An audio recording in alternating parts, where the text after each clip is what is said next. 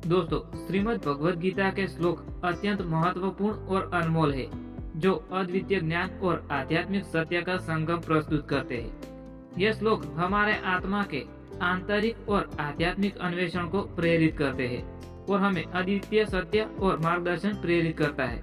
दोस्तों, आज के इस वीडियो में हम श्रीमद् भगवद गीता के प्रथम अध्याय के सभी श्लोकों का हिंदी में अनुसरण करने वाले हैं।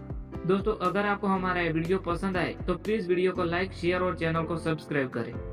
दोस्तों, श्रीमद् भगवद गीता के प्रथम अध्याय में पहले श्लोक में धृतराष्ट्र ने संजय से कहा कि हे संजय, धर्म क्षेत्र कुरुक्षेत्र में एकत्रित होकर युद्ध की इच्छा रखने वाले मेरे और पांडु के पुत्रों ने क्या किया? उन्होंने वहां पहुंचकर क्या कदम उठाया? इस पवित्र युद्ध भूमि में उन्होंने क्या कार्य किया? दोस्तों, दूसरे श्लोक में संजय जवाब देते हैं।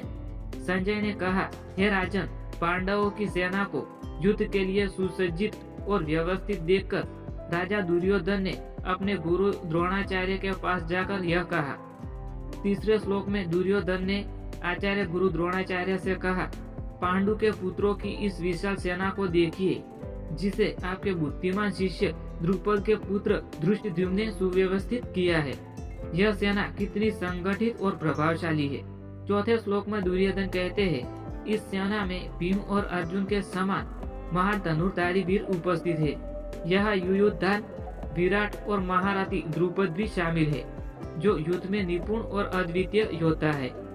पांचवें श्लोक में दुर्योधन कहता है, धृष्टकेतु, चेतकितान और वीर्यवान काशी के राजा पुरुजित, कुंती भोज और शैव ये सभी महान योद्धा और श्रेष्ठ व्यक्ति है, जो पांडवों की सेना में शामिल है। छठे श्लोक में दुर्योधन कहते हैं, युद्ध में निपुण युद्धामन्यु, वीर्यवान उत्तमौजा, सुभद्रा के पुत्र अभिमन्यु और द्रौपदी के पांचों पुत्र ये सभी महारथी है, जो पांडवों की सेना में शोभा बढ़ा रहे हैं। हे श्रेष्ठ ब्राह्मण, हमारे पक्ष में विशिष्ट योद्धा कौन कौन है, उन्हें जानिए। मैं आपको अपनी सेना के प्रमुख योद्धाओं के बारे में बताने जा रहा हूँ, जो युद्ध में महत्वपूर्ण भूमिका निभाएंगे। दोस्तों, आठवें श्लोक में दुर्योधन कहते हैं, आप स्वयं, भीष्म, कर्ण युद्ध में अजय कृपाचार्य, यशोत्थामा, विकर्ण और सोमदत्ती के पुत्र ये सभी महान योद्धा हमारे पक्ष में है। इसके अतिरिक्त कई और वीर भी योद्धा हमारे पक्ष में है, जो मेरे लिए अपने प्राणों की आहुति देने को तैयार है। यह सभी विभिन्न प्रकार के शस्त्रों का प्रयोग करने में निपुण है और युद्ध कला में पारंगत है। दुर्योधन कहते हैं, हमारी सेना जिसे भीष्म पितामह द्वारा संरक्षित किया गया है अपर्याप्त है, वो अर्थात असीमित है, जबकि पांडवों की सेना जिसे भीम द्वारा संरक्षित किया गया है वो पर्याप्त है, अर्थात वो सीमित है। हमारी सेना के सभी अंगों में अपने अपने स्थान पर स्थिर सभी योद्धाओं को भीष्म पिता की रक्षा करनी चाहिए। वे सभी योद्धा अपने अपने स्थानों पर भीष्म पिता को सुरक्षित रखें। 12वें श्लोक में उस समय के कुरुवंश के वृद्ध पितामह भीष्म ने दुर्योधन को उत्साहित करते हुए जोर से सिरनाद किया और अपने शंख को प्रचंड ध्वनि से बजाया। फिर शंख, पेरी, नगाड़े और तुरही एक साथ बज उठे, जिससे एक प्रचंड ध्वनि उत्पन्न हुई जो आकाश को गुंजाने लगी। दोस्तों, अध्याय प्रथम के 14वें श्लोक में उस समय सफेद घोड़ों से युक्त रथ में स्थिर भगवान श्री कृष्ण और अर्जुन ने भी अपने दिव्य शंख बजाए। 15वें श्लोक में भगवान कृष्ण ने पांचजन्य शंख बजाया, अर्जुन ने देवत्व शंख बजाया और महान योद्धा भीम ने पौंड्र नामक विशाल शंख बजाया था।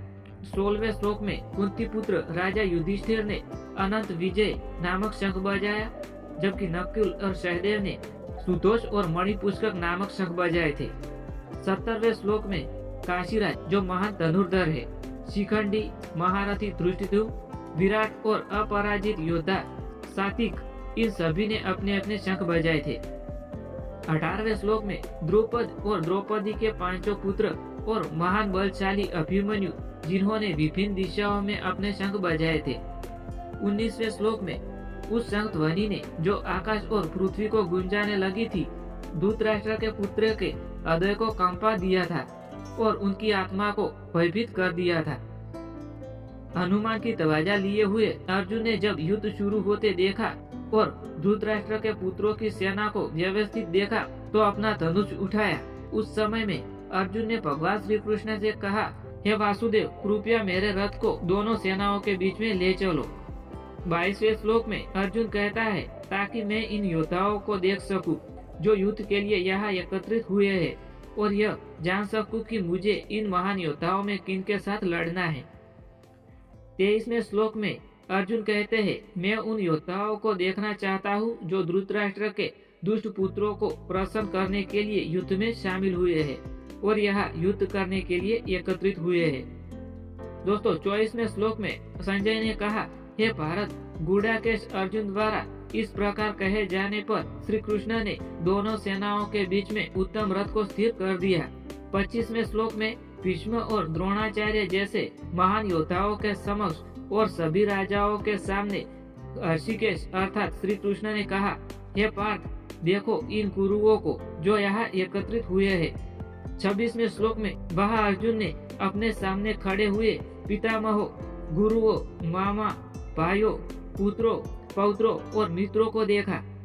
दोस्तों 27वें श्लोक में अर्जुन ने अपने ससुरों और सुहृदयों अर्थात उनके मित्रों को दोनों सेनाओं में देखकर अर्जुन ने उन सभी को अपने रिश्तेदारों के रूप में खड़ा देखा। कृपा अर्थात करुणा से अभिभूत होकर अर्जुन ने विषाद अर्थात दुख से भरकर यह कहा, हे कृष्ण, इन अपने स्वजनों को युद्ध की इच्छा से यहाँ खड़ा देख मैं अत्यंत दुखी हो गया हूँ। मेरे अंग शिथिल हो रहे हैं, मेरा मुख सूख रहा है, मेरा शरीर कांप रहा है और मेरे रोंगटे खड़े हो रहे हैं। श्री कृष्ण से अर्जुन कहता है, मेरा गांडीव धनुष मेरे हाथ से गिर रहा है, मेरी त्वचा जल रही है, मैं खड़ा नहीं रह पा रहा हूँ और मेरा मन चकरा रहा है। अर्जुन श्री कृष्ण से कहते हैं, हे केशव, मैं अनिष्ट संकेत देख रहा हूँ और अपने स्वजनों को युद्ध में मारकर मुझे कोई कल्याण दिखाई नहीं दे रहा है। 32वें श्लोक में श्री कृष्ण से अर्जुन कहता है, हे कृष्ण, मैं विजय, राज्य और सुख की इच्छा नहीं रखता हूँ। हे गोविंद, हमें राज्य भोग और जीवन की क्या आवश्यकता है? जिनके लिए हम राज्य भोग और सुख की कामना करते हैं वे सभी यहाँ युद्ध में अपने प्राण और धन का त्याग कर कर खड़े हुए हैं। गुरुजन, पिता, पुत्र, पितामह, मामा, स्वरसु, पौत्र, साले और अन्य संबंधी यहाँ युद्ध में उपस्थित है। दोस्तों अर्जुन कहता है, हे मधुसूदन, मैं इन्हें मारना नहीं चाहता हूँ, भले ही वे मुझे मार डाले। तीनों लोकों के राज्य के लिए भी मैं इन्हें नहीं मारना चाहता, तो पृथ्वी के राज्य के लिए तो बिल्कुल भी नहीं। आगे अर्जुन कहता है, हे जनार्दन, धृतराष्ट्र के पुत्रों को मारकर हमें क्या सुख मिलेगा? इन आक्रमणकारियों को मारकर हम पर पाप ही तो आ जाएगा। आगे अर्जुन कहते हैं, इसलिए हमें अपने ही बंधुओं धृतराष्ट्र के पुत्रों को मारना उचित नहीं है। हे माधव, अपने स्वजनों को मारकर हमें कैसी सुख मिल सकता है?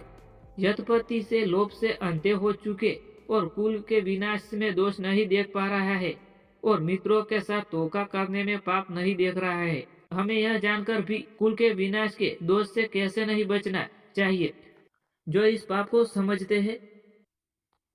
दोस्तों 40वें श्लोक में कुल के विनाश में कुल के शाश्वत धर्म नष्ट हो जाते हैं। धर्म के नष्ट होने पर पूरा कुल अधर्म से भर जाता है। दोस्तों अगर आपको हमारा वीडियो पसंद आया हो तो प्लीज वीडियो को लाइक, शेयर और चैनल को सब्सक्राइब करना ना भूलें।